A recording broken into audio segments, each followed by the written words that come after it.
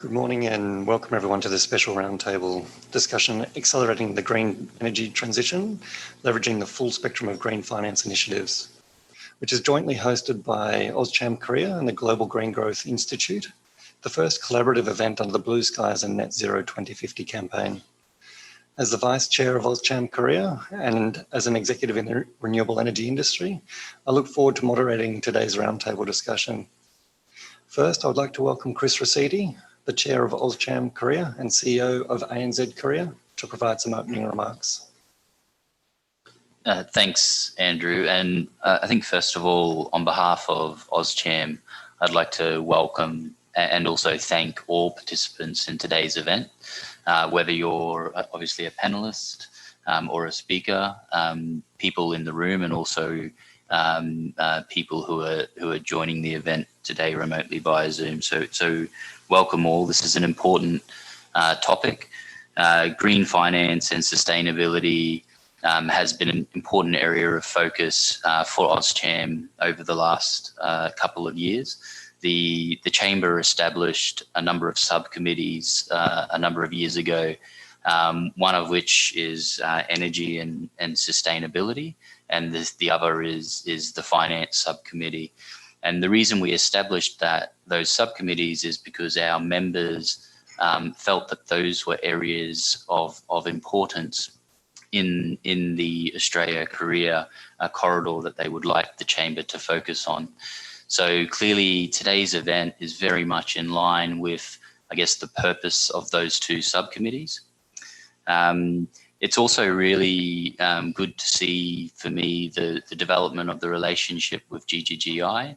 I think the public-private space is going to be critically important in delivering the various objectives around sustainability and ESG more generally. And I think GGI has a very important role to play in that. And I think it's a great honour for the Chamber to be able to work with GGI in furthering those initiatives and those objectives. I think another important point I'd like to make before handing back to Andrew is this year is quite significant for the relationship between Australia and Korea. 2021 marks the 60th anniversary of diplomatic relations between Australia and Korea. So it's an important milestone for both countries. Again, the Chamber working with our partners in Department of Foreign Affairs and other organisations that are interested in the Australia-Korea corridor are planning a number of events throughout the year to celebrate this important milestone, and obviously would welcome members and participants here to join those. So without further ado, I will pass back to the AustCham Vice Chair, Andrew Wagner, who will act as our MC today. Thank you. Thank you, Chris, for the opening introduction. I'd now like to introduce Jenny Kim, Deputy Director General of the Global Green Growth Institute, responsible for managing GGGI's in-country operations in more than 30 countries, following an extensive career for the Korean Foreign Ministry, including as Korean Ambassador to Senegal and 5 neighbouring countries, and as Director for Climate Change and Environment Affairs for the World Trade Organization. Thank you, Jenny. Thank you very much. Chairman Chris Rossetti of AustCham Korea, distinguished speakers and participants, ladies and gentlemen. First of all, let me express my gratitude to AustCham Korea for organizing this important roundtable on finance mobilization for accelerating green energy transition. I'm very pleased to speak on behalf of Global Green Growth Institute, which is also working hard to provide solutions to developing countries for energy transition and green finance mobilization. Let me start with briefly mentioning about Global Green Growth Institute and its activities. GGGI is a treaty-based intergovernmental organization supporting developing countries and emerging economies to achieve sustainable and environment-friendly economic growth. It was established as Korean non-governmental organization in 2010 and was converted into international organization at Rio+20 conference in 2012. Australia is one of the 16 founding member countries. GGGI has country operations globally, covering Asia, Africa, Latin America, and Caribbean, and the Pacific. Least developed countries and small islands developing countries are priority areas, as we allocate at least 60% of core program budget to those vulnerable countries. GGGI's strong value is country presence embedded in the counterpart government ministries. Therefore, we can provide tailored services to those countries based on their specific needs with strong local context understanding. COVID-19 pandemic have brought a challenge to GGGI operations as well.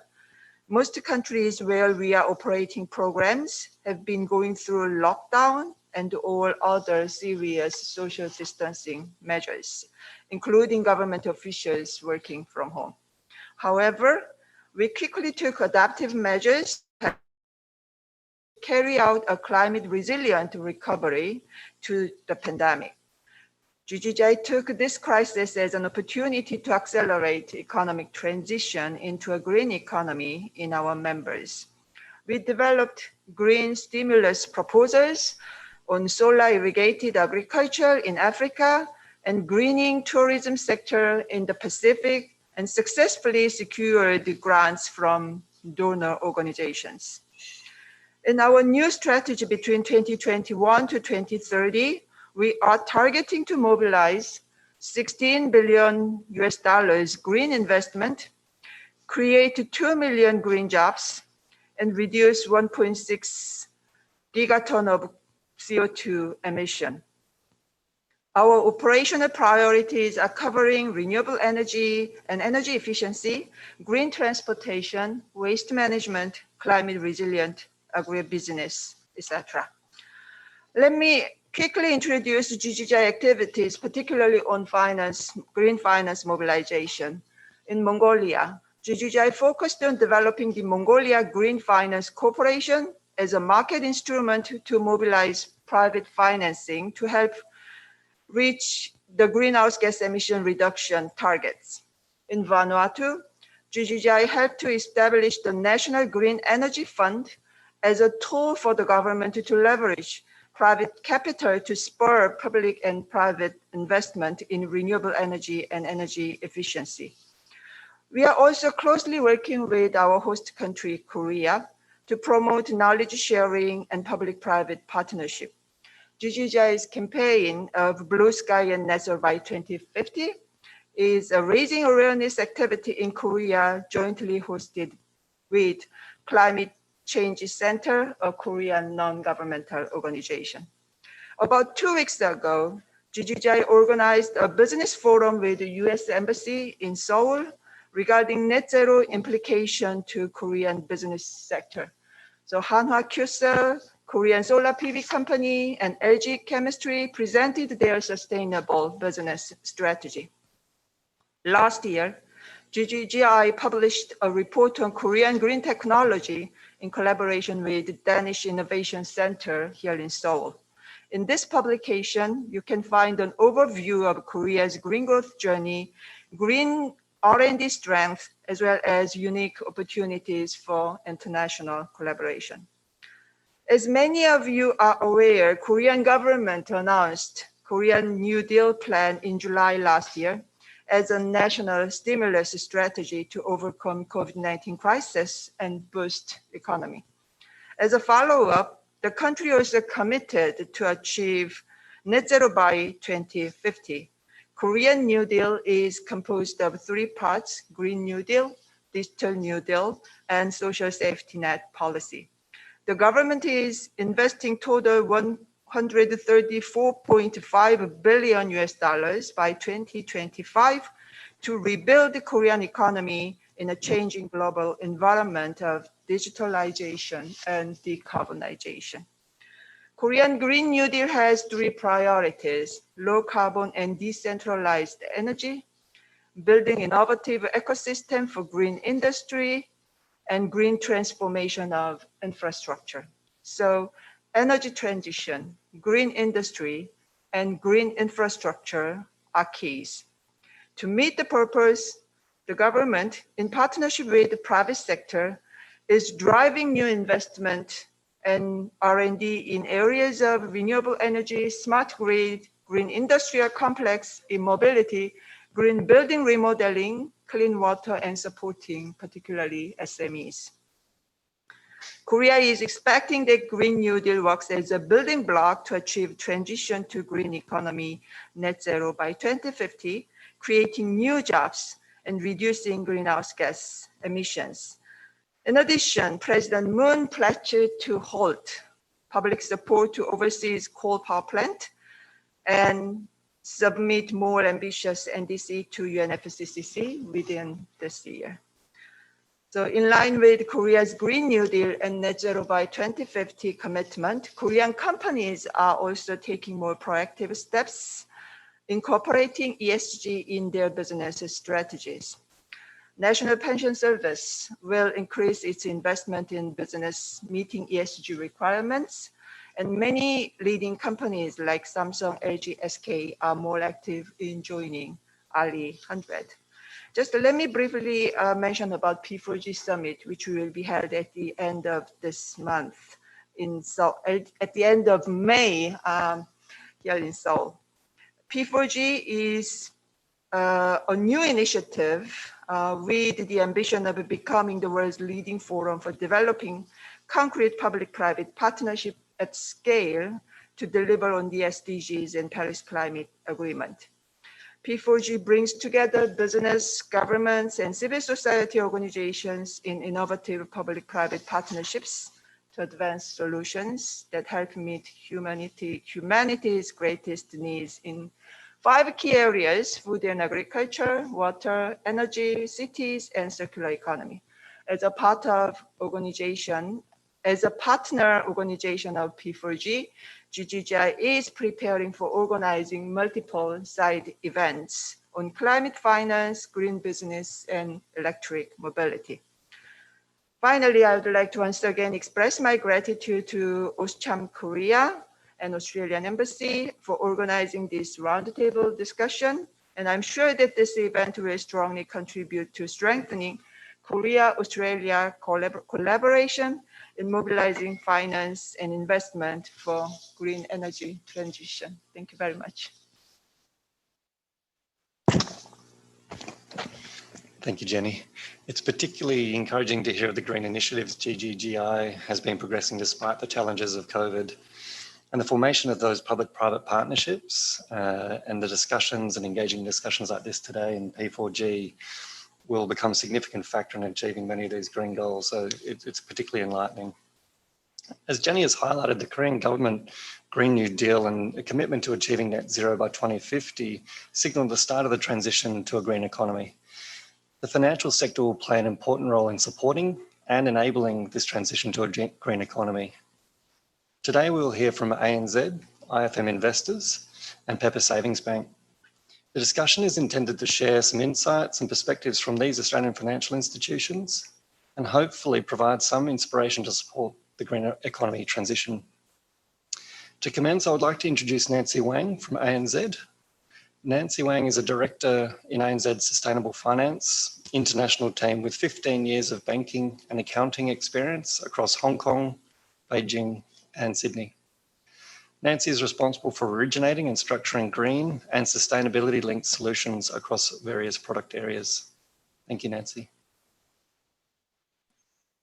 Hi, thank you so much. Let me just share my screen and get us started. So thank you so much, everyone. And I'm really pleased to be here and present to you. I'm a director in sustainable finance at ANZ. And today, I just want to spend the next 10 minutes to share, firstly, a bit about the sustainable finance market, where we are today. Secondly, to provide a color into the financing solutions, and in particular, the use of proceeds and sustainability-linked structures that we have been seeing very prevalent in the market. And thirdly, to share 2 case studies, one on SK Innovation's green loan in the Korean context, as well as ANZ's own sustainability strategy and how we've shown that in our Sustainable Development Goals bond.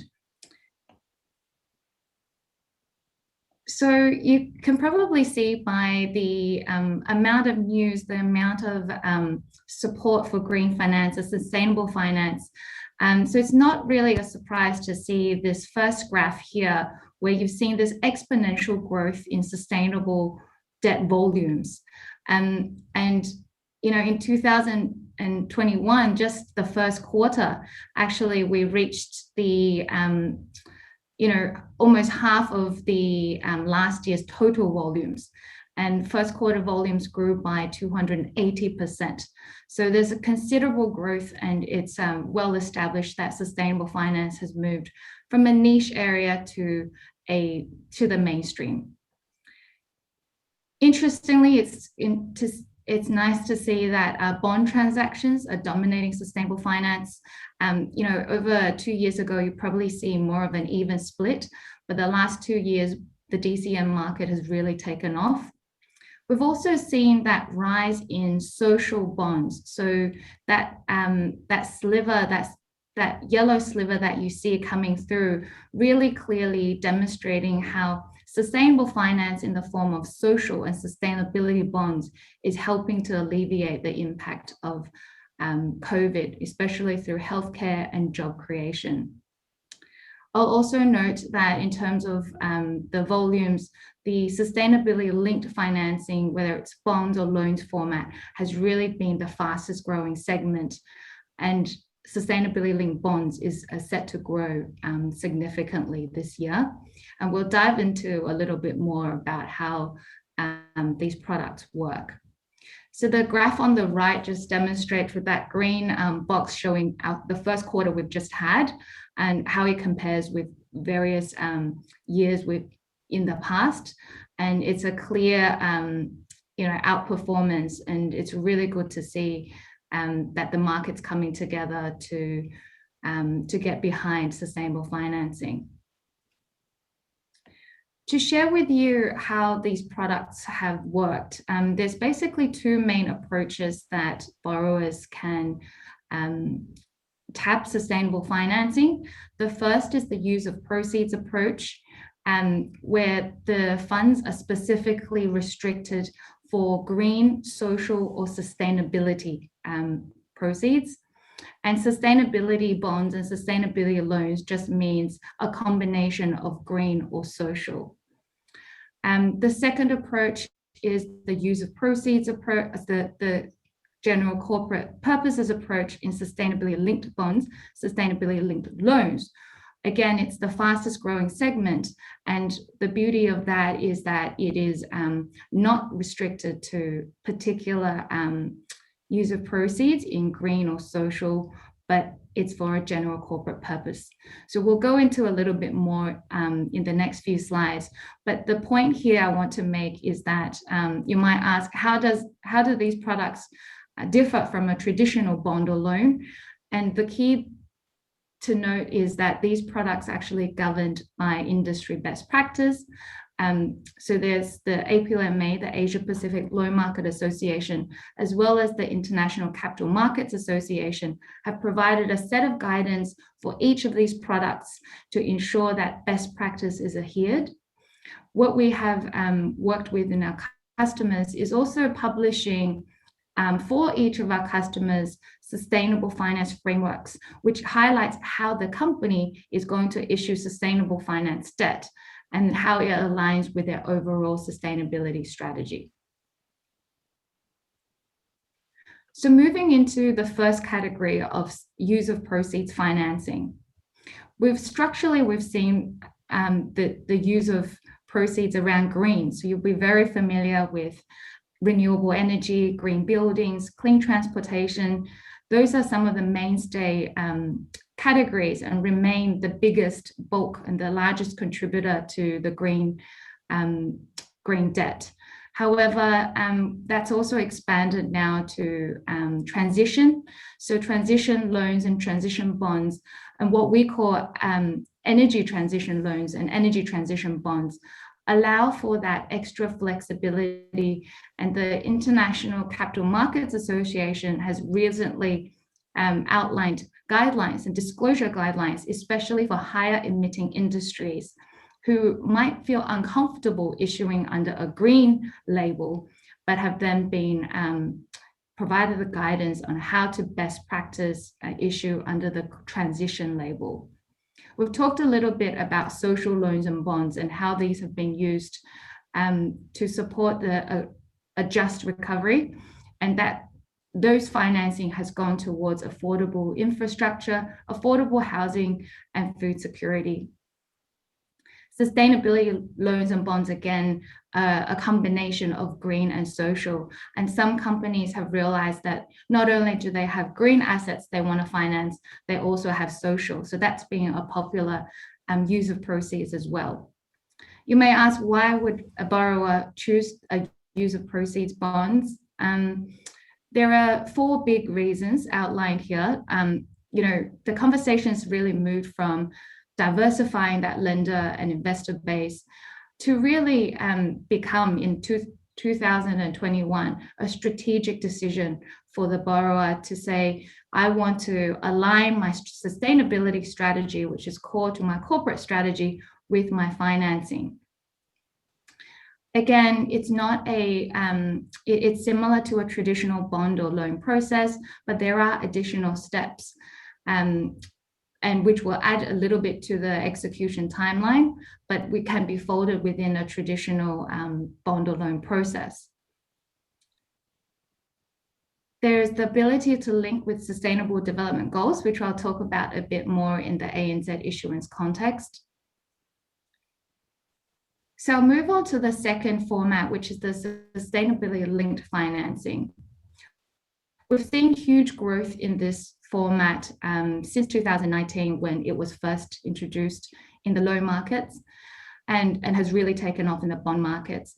And we think that some of the reason the borrowers like this is because it allows for general corporate purposes. So where a company may not have a specific green asset or a social asset, and they can issue under general corporate purposes. And the requirement under sustainability linked financing requires that the pricing of the transaction, in most cases is the margin or the coupon, is linked to performance targets at the borrower issuer level. And the key there is we require that performance to be assessed by an independent third party. So you may ask, a lot of the work, where is a lot of the work? And that's really in the target setting.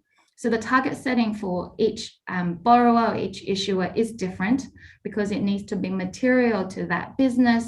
And it also needs to demonstrate, importantly, ambition. So what that means is going above and beyond business as usual and are going above and beyond what the business is already planning. And the idea is that the banks, the lenders and investors are incentivizing for that additionality and that extra ambition to meet the sustainability targets. So there are 2 main ways of setting targets.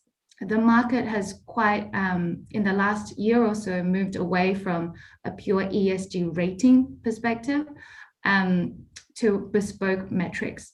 And what the ESG rating is really similar to a credit rating by an S&P or Moody's. It's an ESG rating on how the company performs in terms of sustainability across its various E, S, and G aspects. It's moved away from that holistic rating to more of a bespoke metric approach. And you can see on the right-hand side here, there are a set of targets we commonly see in sustainability linked financing.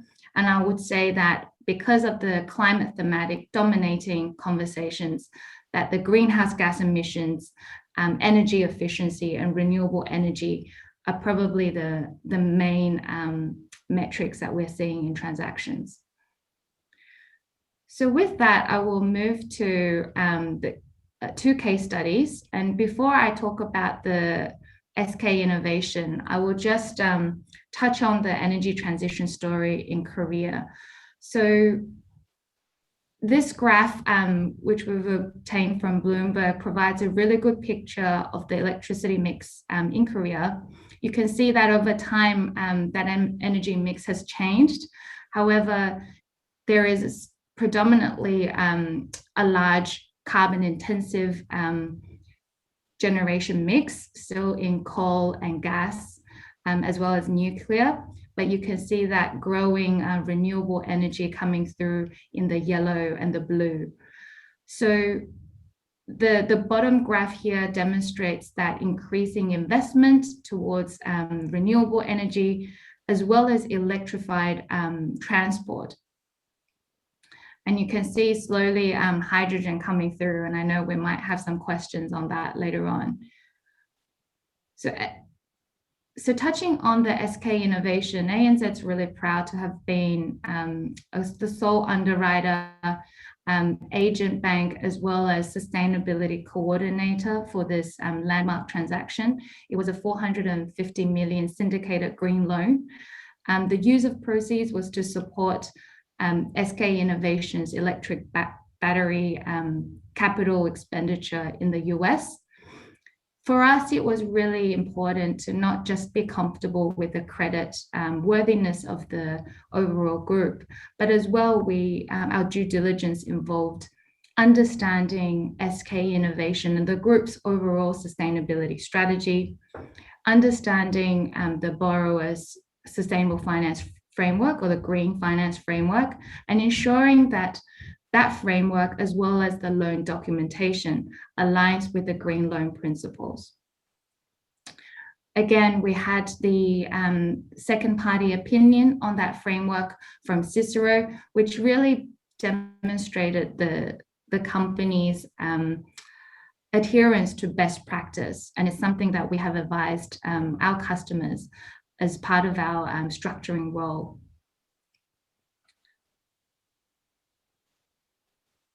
So with that, I will just touch on sustainability at ANZ and how we have demonstrated that through our own issuance.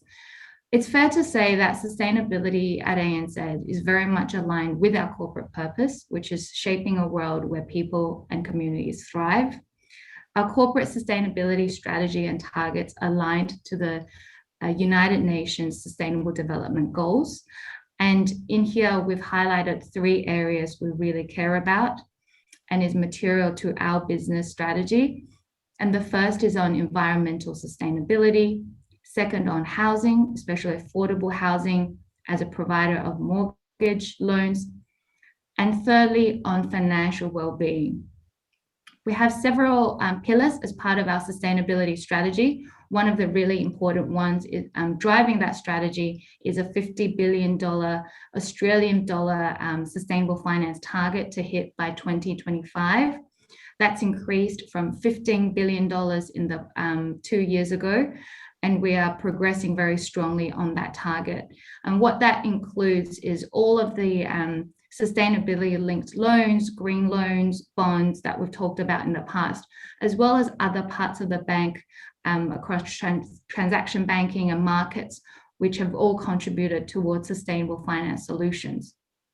We've also updated our climate change policy and making a really strong outline of how we are supporting the Paris Agreement, and as well as supporting our customers' own transition towards net zero by 2050. So we've demonstrated this through a really interesting format, and it's a sustainability bond, and in the format of an SDG bond. So ANZ has issued 4 SDG bonds so far, and we've found it a really good way of showcasing ANZ's own journey towards sustainable development. We're really demonstrating through the issuance of these bonds our alignment with the SDGs, And in particularly, I mean, I'm love to hear what IFM have got to say later on, but our investors tell us that they do like the use of proceeds format. They like the impact reporting that's come from our SDG bond, and that's on top of our regular ESG reporting. ANZ is the largest bank issuer of SDG bonds globally. And we've really pioneered this format, and we'll continue to like this format because it's demonstrated that it was able to deliver an increase in new investors for us, and about 50% of the book represent ESG investors. So the last transaction done earlier this year, as you can see in this slide, attracted a very high quality investor base, strong oversubscription, and interestingly, a topic we talk a lot about and is debated about in the market, we did observe a greenium. So about a 5 bips tightening in pricing as compared to vanilla bonds to show that very strong investor buy-in. So with that, I will conclude my presentation and really look forward to the questions and answers later on. I'll hand it over to you. Thank you, Nancy. The ANZ's sustainability objective to shape a world where people and communities thrive resonates quite strongly. So it's really great to hear of these goals being announced. Next, I'd like to introduce Chris Newton and Sue Lee from IFM Investors. Chris is the Executive Director of Responsible Investment at IFM Investors, where he works to enhance IFM's responsible investment endeavours and to drive ESG innovation. And Sue is a Vice President in IFM Investors' Hong Kong office, responsible for the origination and execution of transactions in Asia. Thank you, Chris and Sue. Hi, everyone. Chris Newton here. Obviously, I'm joined with my colleague, Sue. Sue's going to put her slides on the screen. So firstly, I'd like to just recognise the traditional owners that I am sitting on today and pay my respects to their elders, past, future. This is a tradition in Australia where we recognise the Noongar people here in Western Australia as the traditional custodians on the land upon which we meet. Firstly, a little bit about IFM. So Sue will do an introduction as well. I head up the responsible investment team across the 4 different asset classes that we work in. We are a global fund manager. We are more recognised, of course, for our infrastructure investment. And today we'll cover what we're looking at around how we approach responsible investment, also how we integrate climate change targets and initiatives around that. And Sue will go into a bit more of a detailed case study around one of our investments about what we are doing to help the transition to a low carbon future at one of our major assets in North America as well. So a little bit about our ESG approach. I think we'll start with the view that we do ESG or responsible investment because we genuinely believe that this will contribute to long-term returns for our investors. This is not about an ideological approach to saving the world or advancing social objectives and so on.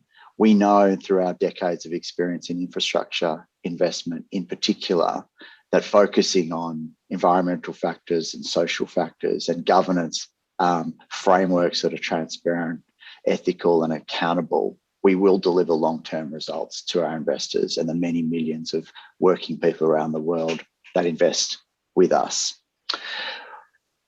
In the way we structure, obviously we look at a whole range of different ESG factors when we look at our investments around the world.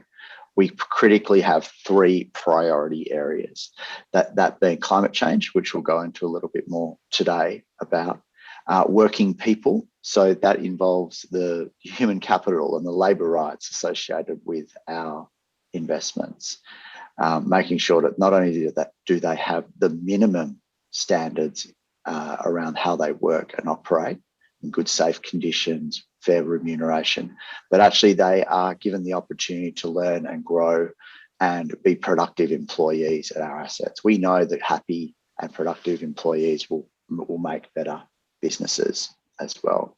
And the last one is around inclusion and diversity. And that's around making sure that we recruit and retain the best people in our organisation, making sure that they feel included, that they are valued inside an organisation and contribute their views in a safe space as well. We know that diverse boards, diverse management teams make better decisions. They're more rounded decisions, and that will again deliver better outcomes for our investments, no matter what asset class we're talking about as well. Importantly for IFM, the way our board is structured and the way our executive team is structured as well, it has incredibly strong oversight with our board.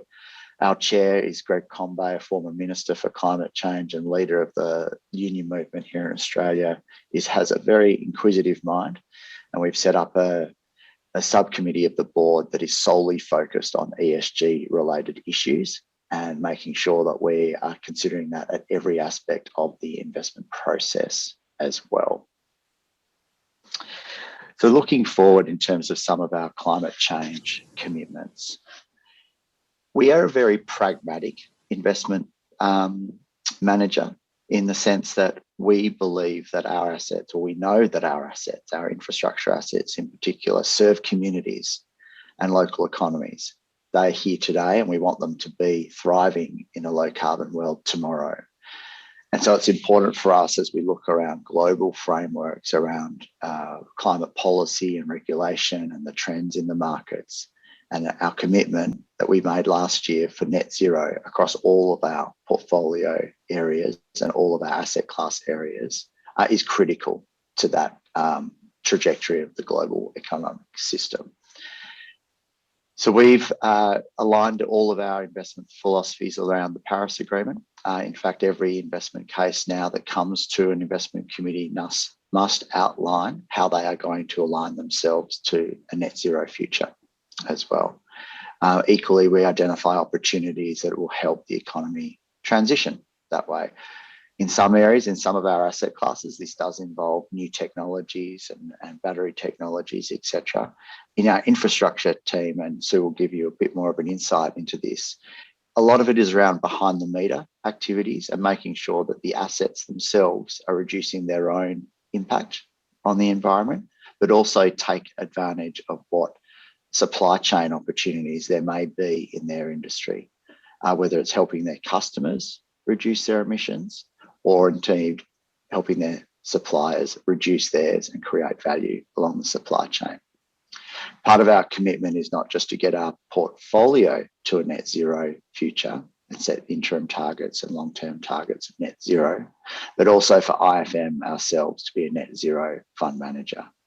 We like to think that in the next 2 years, IFM will become a net zero asset manager in terms of our own operations as well. As part of this commitment, we know that acting alone is only one part of a wider jigsaw puzzle. So it's important for us to work in a collective environment and a collaborative environment. We're very proud to have signed on to the Net Zero Asset Managers Initiative. So late last year, I think, or earlier this year. My time in COVID seems to have distorted my timeframes. But what's happened over this period is like-minded investors have gotten together to work out, well, what are the frameworks that are going to help us get to a net zero future and also protect and grow our investment returns. And that's really critical for the role a fund manager plays. IFM is very fortunate to have been nominated or requested to participate in the Net Zero Asset Managers Framework development by the Institutional Investor Group on Climate Change out of London. And I'm a co-chair of that working group as well. So it's a great honour to participate in that, but it's one where it's a two-way street in which IFM will be contributing our own insights and learnings about how we execute climate change initiatives on the ground at our assets, but also learning from our colleagues in different jurisdictions around the world, including Asia, Europe, and the Americas as well. I think that's a really important part, that we all lean into these challenges And as we heard with Nancy talking about the debt component of this, we're focused on the equity component of this in terms of private assets as well. And I think working with equity and debt will drive to better outcomes as well from a climate change perspective, but also from an investment return perspective as well. Now, that was very high level and very rushed, but I thought I'd pass on to Sue, who's one of our leading directors, vice president, looking after a number of our infrastructure projects, to give you a bit more of an insight into actually how it operates on the ground. Look forward to chatting with you all shortly. Sue, over to you. Thank you, Chris. And good morning, everyone. I'm a vice president in the IFM infrastructure investment team based in Hong Kong. It's an absolute pleasure to be part of this roundtable. I wish I could be there in person. But look, building onto what Chris has said about IFM's climate strategy and ambitions, I thought I'd take a couple minutes to share with you how this is done in practice. So how IFM, as an investor and as an asset manager, we carry out the strategy. So a case study that I have for you today is a company called Buckeye Partners in the United States. So Buckeye is IFM's largest energy infrastructure asset. And what the company does is essentially, through the pipelines and the terminal assets that the company operates, they transport and deliver refined products. So this is your gasoline, diesel, and jet fuels from where refineries are to where end customers sit. And as we stand today, this is critical infrastructure asset to the U.S. economy. Buckeye is servicing a catchment area that represents nearly 40% of the U.S. population. So this is a big and critical asset. But so it's quite interesting to think about a company like this in the context of energy transition. Now we're talking about a traditional oil and gas midstream company providing essential services today with stable infrastructure-like cash flows, but with the understanding that refined product demand over time will decline as the world switches on to a cleaner energy mix. So with this understanding, from an outside view, we think as the energy transition is accelerating, it's easy to associate a company, a pipeline and a terminal company like Buckeye with risks. And it's not a surprise that stranded asset risk is extremely topical in the infrastructure world today. But the way we think about this is that energy midstream companies are actually instrumental to the transition, and that there are enormous opportunities when you look at the market opportunities that comes with this kind of change. And ultimately, energy producers and consumers are the ones that are driving the pace of the transition. And as there are new technologies and as the energy mix shifts, you would need infrastructure to not only support this change, but to really facilitate the transition. So when IFM came in and took a company like Buckeye private in 2019, our key thesis was that there is, on top of the base business, there is a significant future platform value that we can create, and that there is value to be unlocked in a company like Buckeye.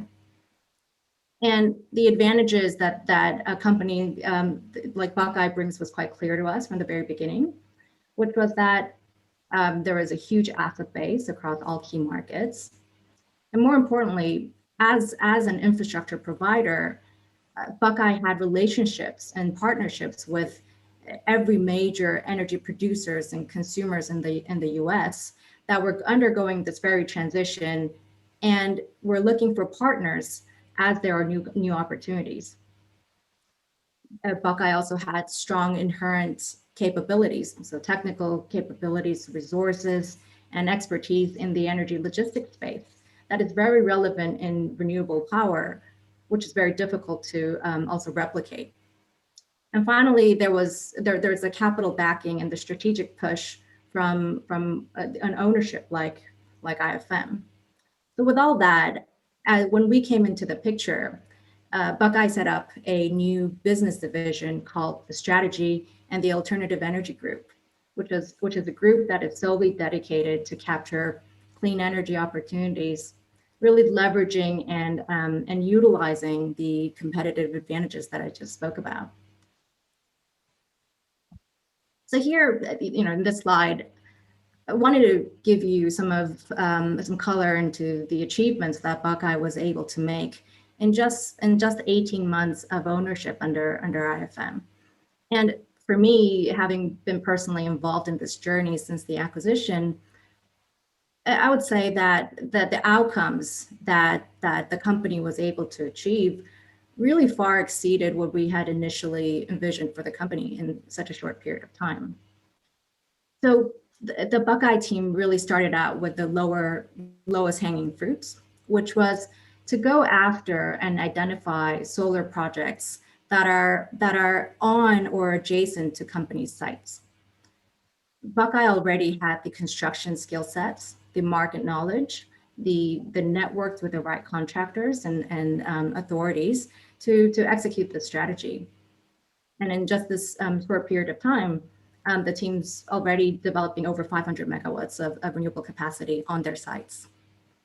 Buckeye also started to diversify its offering to cleaner energy fuel. For example, Buckeye is already working with customers to blend biofuels into their existing tanks and also provide distribution services using their existing logistics network. Just last month, Buckeye also made a quite exciting announcement of an acquisition of a well-regarded renewable developer called Swift Current Energy. Now, Swift has a significant development pipeline in the United States, and this will really accelerate Buckeye's ambition to become a meaningful renewable player in the country. And finally, one of the key strategies that Buckeye had was to get early exposure to what we refer to as next generation fuel. Earlier this year, Buckeye made a relatively small but a highly strategic investment in a company called 1H2, which is a hydrogen logistics company. This was a way for Buckeye to start getting exposure and start gaining expertise in a space that we know is going to grow in the coming years. So with all these examples, I think it was worth mentioning, back to what Chris said, when Buckeye started to implement this strategy, this was received overwhelmingly positive by Buckeye's 2,000 employees, who were very supportive of this initiative and were very pleased with the way the company was heading. We were able to have some of the best people from Buckeye to get onto the strategy, all the way from CEO to the project managers.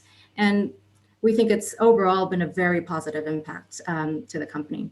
And we think this strategy will take off even further under the new Biden administration, was pushing through a very aggressive green agenda. So just wanted to conclude by saying that Buckeye is just one of the many examples of the energy transition stories at IFM. And very similarly, IFM is taking proactive approaches in the energy infrastructure assets. And for example, Impala, which is a global terminal operator, IFM, and together with our partner Trafigura, announced a joint venture called Nala Renewables, which is a renewable platform that is dedicated to develop renewable projects with a focus on operating sites of IFM and Trafigura. VTTI, which is another terminal operator, is increasing focus on renewable fuel like biofuels and hydrogen to get early access in the space. So I think the key message that I wanted to get across is that we need to put in early efforts and resources today to position these companies, energy companies, in the right direction and diversify the business streams. And being nimble and having a lens for opportunities, we think it's key. And an alignment with shareholders and management is absolutely instrumental in this. And when this is played right, we truly believe that infrastructure players will play a very meaningful role in the energy transition in the decades to come. Well, that concludes my presentation, so I'll pass it back to you, Andrew. Thank you. Thank you, Sue, and thank you, Chris. I'd just like to pick up on some of your comments, Chris, regarding ESG, where I guess we mustn't forget the G for governance in ESG in the debate, because it's as critical to the environment and sustainability that IFM is also leading by example by having a climate change committee.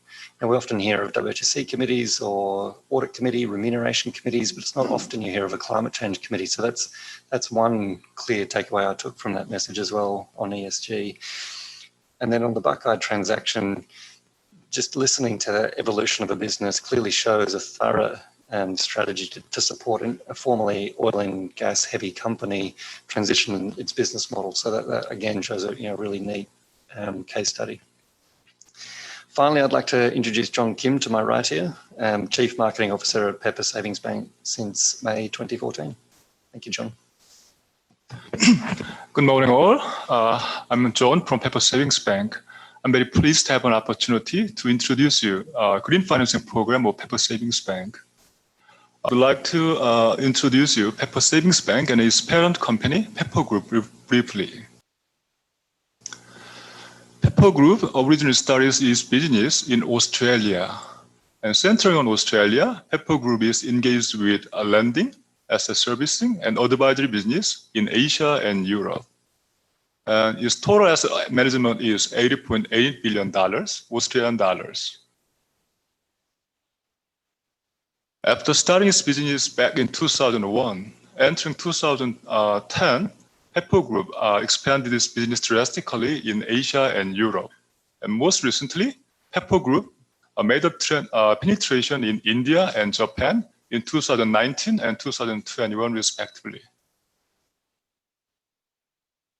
For Korea, Pepper Group made a move back in 2013 by acquiring one of the savings bank whose asset size was only 190 billion Korean won, ranking 52nd out of 79 savings bank. But over the next 7 years, Pepper Savings Bank made an expansion rapidly at the growth rate of 56% per annum. And at the end of 2020, its total asset stand at 4.3 trillion won, ranking number 4 out of 79. Now, I would like to elaborate on Pepper Savings Bank's green initiative, which is largely divided into, firstly, a green financing program for business and its corporate ESG activities.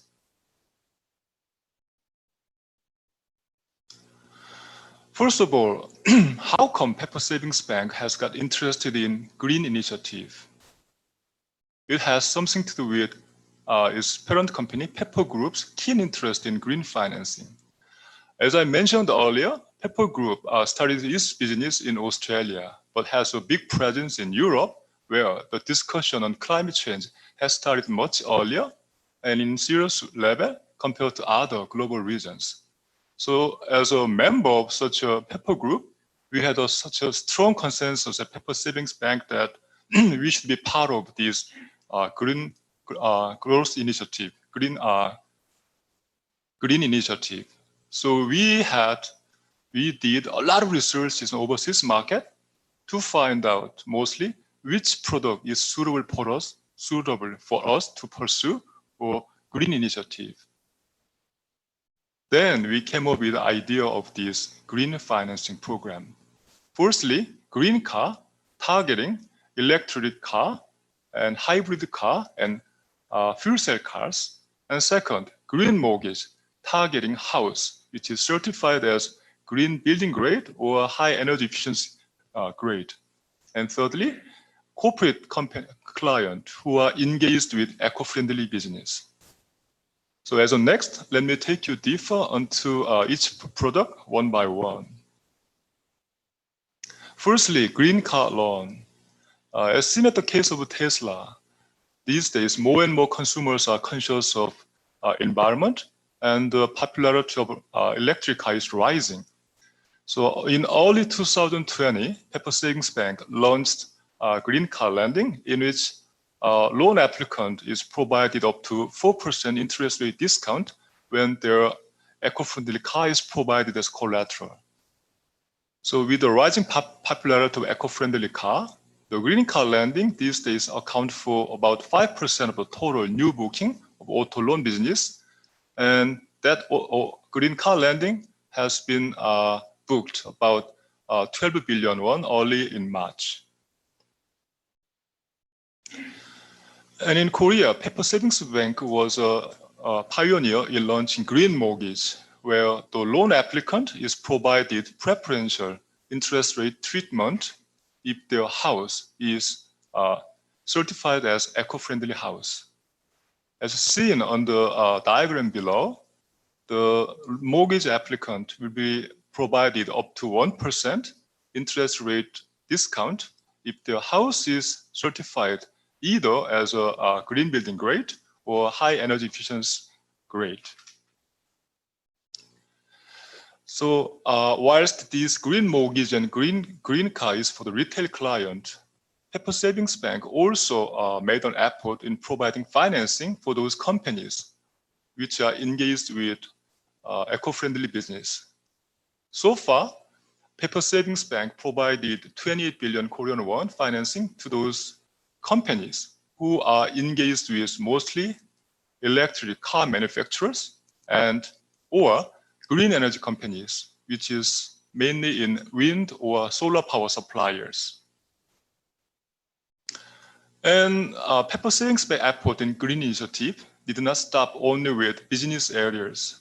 So after moving into our new headquarters last year, we have given a deep thought how to realize green initiative in daily life. And we came up with an idea, making all bank staff using mug when ordering coffee at the internal headquarters cafe. So it turned out that every day, about 350 coffees are being ordered at the headquarters cafe, which means 7,000 coffees. Around the year, it is 80,000 coffees. So by implementing that policy, we believe we have prevented unnecessary use of 80,000 plastic cups around the year.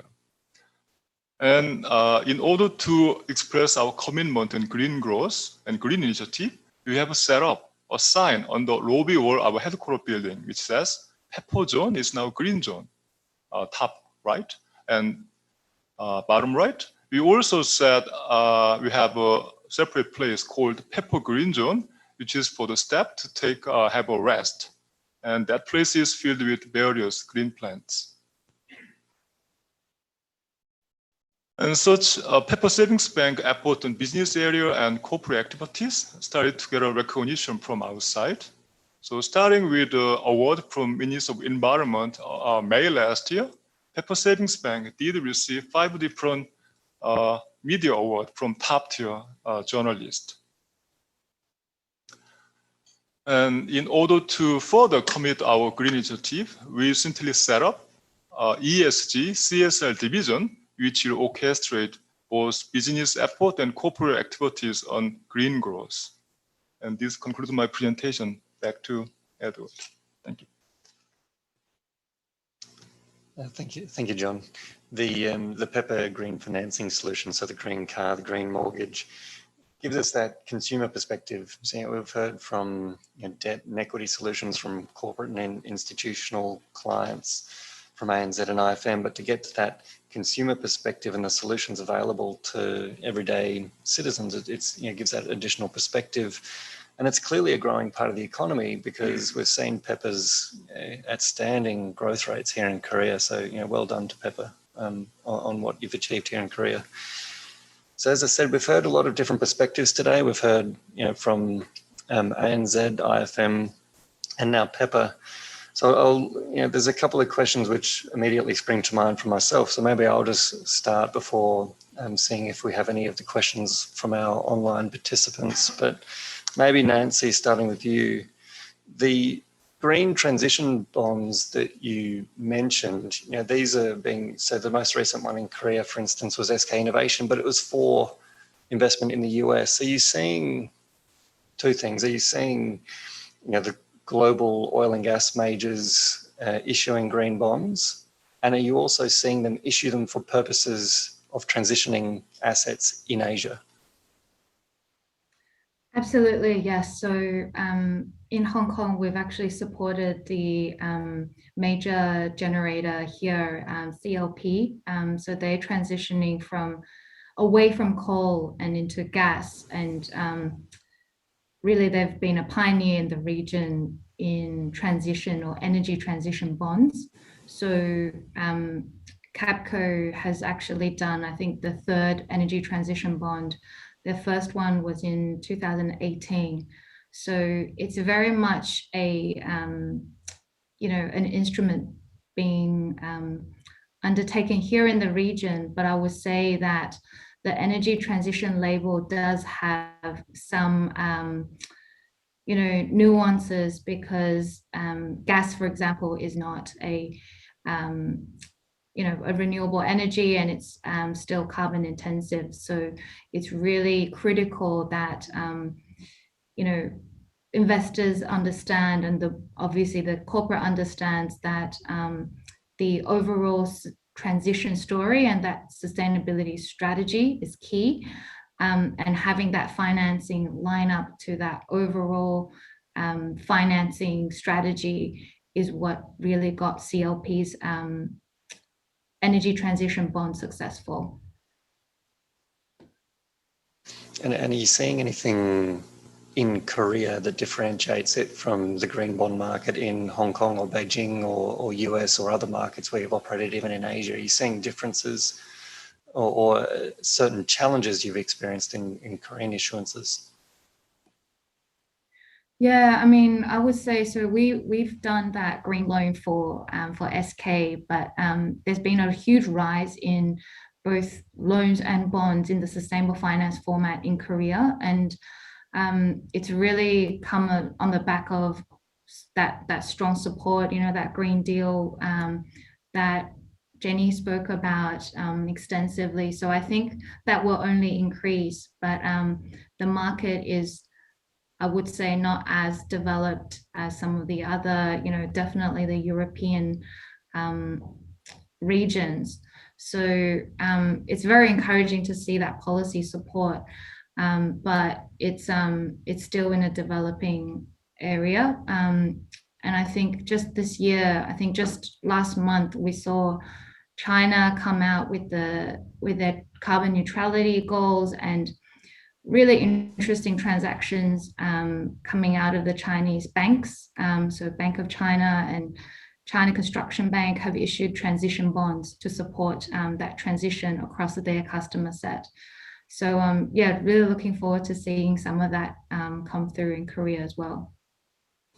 And sorry not to keep peppering you with questions, but the type of investors buying these issuances, what type of investors? I mean, you had your pie chart there, but who are buying these issuances?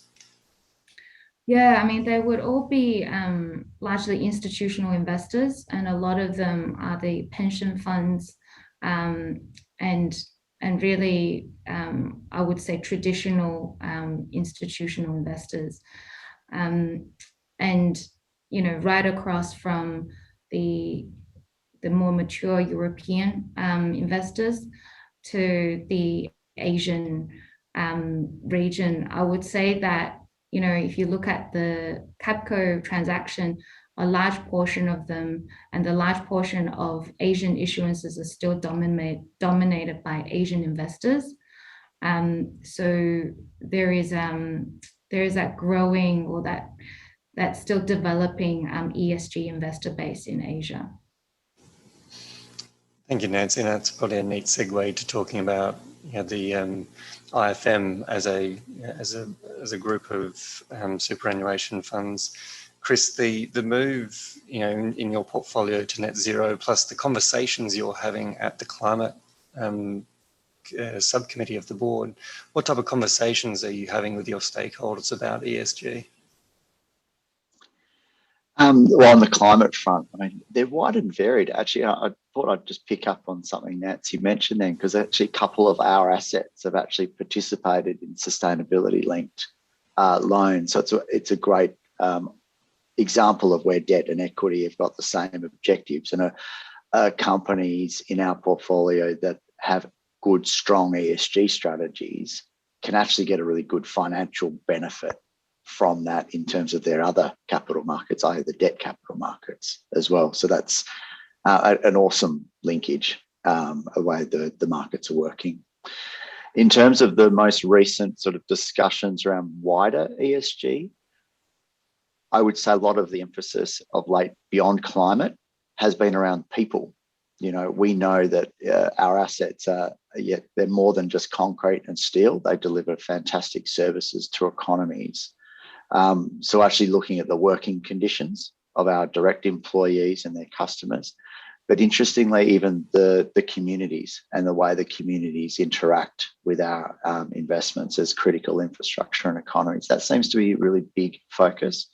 And the linkage here for climate is, as assets transition to a low carbon future, how do we make sure that our employees at the companies that are impacted, but the communities at the assets where they're running, how they're transitioning to a low carbon future? So the notion of the just transition and how investors can support that to bring not just the business model along and transition it, but bring its people and its community along with it. That's been something of big focus for us over the last probably 6 to 12 months as well. And maybe, Sue, for Buckeye, was that something that you were experiencing with the Buckeye companies and the suite of companies that Buckeye owns? Were you seeing that in a response to the strategy change, the shift as you moved to that transition? Oh yeah, no, absolutely. When we started implementing this strategy, like I said, it's the amount of positive feedback that we get from the people that are working on this strategy, how excited they are, and the direction that the company is heading towards. That's fascinating. But on top of that, I briefly mentioned a transaction called Swift Current Energy, which is a renewable developer. The idea behind a transaction like this is putting together an experienced renewable developer in the U.S. and the capabilities that Buckeye can bring. So the construction skill sets, the capital backing, the project management, and the logistics expertise that Buckeye can bring to create essentially a stronger platform together. And it's so the impact is not just within the company, but it's with the platform the portfolio companies that Buckeye now has impact on to create, again, a stronger platform. So I think and it's been quite fascinating to watch that. And I'd like to ask more questions about the hydrogen piece as well, because I know I've got questions from the audience, but maybe I think there's one here from Dilshad for John. A question for John. Yes, Dilshad from Intralink. Mr. Kim, thank you very much for your very insightful presentation. I was curious, what sectors of the green energy space do you think haven't been picked over from the perspective of sustainable finance? You can give an example of Korea, or you can talk more about the global perspective. Thank you.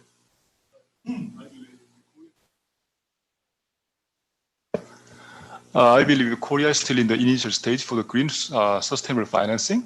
And the benchmark we did research mostly was from Europe. So we did lots of researches from the European banks and other financial institutions. And the cases I presented you, the green car or green mortgage was the most typical product which was available for retail customers. And as presented by ANZ and IFM, there are lots of examples for the corporate client or the asset managers. And for us as a savings bank entity in Korea, we thought that is the optimum product we can pursue for this green initiative, green car and green mortgage and corporate lending. At the moment. Okay, look, I think it's been a really good conversation. Unless there's any other questions in the room I'd like to ask today. Sure. Yeah, yeah. Thanks for to all the presenters. Excellent cover of very different markets and the sell side and the buy side. I was wondering about the role of governments because new products are being developed and maybe regulators will be needed in some form or another. So, I mean, it's a fairly open question, but you know, what facilitative role can you see for governments coming into this space? I do think I picked up on the green bonds that there's sometimes issues about their different types of definitions, matrices, and so forth. So maybe at some point regulators should take a look at this, or maybe they shouldn't. So open question about the role of the government in your line of business, how the government can facilitate.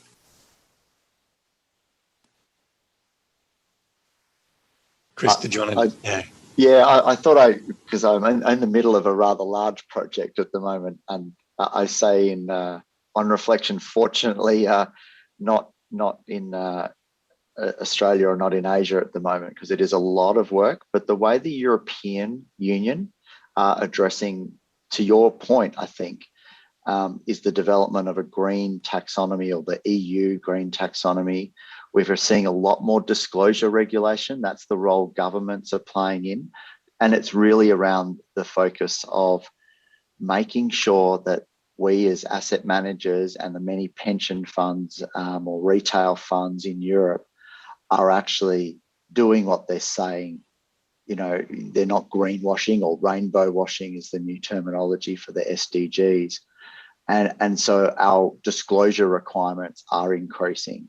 So you'll see from 2022 in particular, fund managers and pension funds will have to disclose what actions they're taking and having measurable outcomes, I guess you would say, around climate change, around water usage, around gender pay gaps as well. So they will start to come to the fore. I suspect, well, actually, it's easy to predict. I think all the global markets will converge on this over the next 3 to 5 years. The challenge will be consistency across the markets. But I feel that is a really good role that governments can play, the increase in transparency and disclosures. You know, we manage what we measure.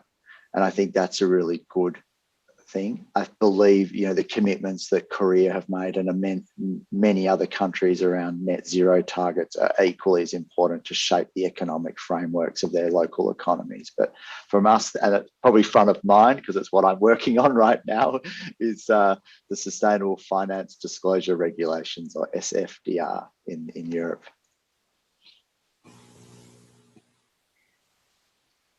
I was just going to add, that's a mammoth piece of work, Chris. So I commend you. I think there was a bit of a question around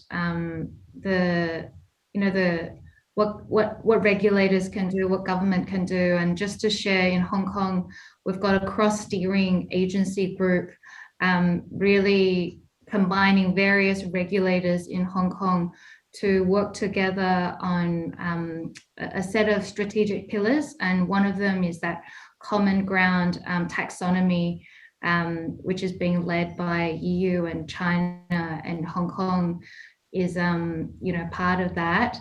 I think something that is really helpful practically is the government grant scheme to support some of the additional costs that are involved in ensuring that transactions are credible. To Chris's point about avoiding greenwashing or rainbow washing, that third-party review process, does take time and does have some cost. And so we've found that there are some countries who have provided that subsidy or that support for covering that third-party assurance or external assurance is helpful. So in Hong Kong, that grant scheme has been for the green bonds product, but it's expanding to loans. The MAS has done something similar in Singapore, which has been really helpful for growing that market as well.